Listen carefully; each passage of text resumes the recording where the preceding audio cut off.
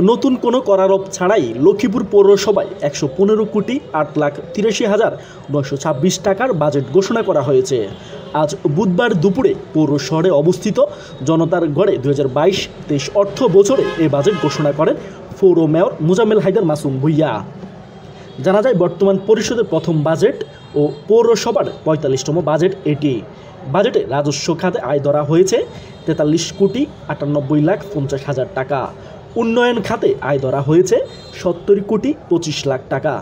প্রারম্ভিক স্মৃতি ৮৫,৩৩,৯২৬ টাকা সহ সর্বমোট আয় ধরা হয়েছে ১১৫,৮,৮৩,৯২৬ টাকা।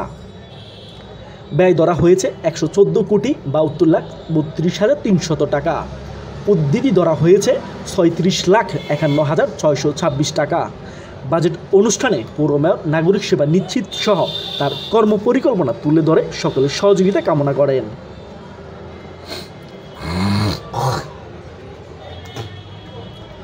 এই অনুষ্ঠানে প্রধান অতিথি হিসাবে উপস্থিত ছিলেন লক্ষ্মীপুর ২ আসনের সংসদ সদস্য ও জেলা আওয়ামী লীগের সাধারণ সম্পাদক অ্যাডভোকেট নুরুদ্দিন চৌধুরী নয়ন।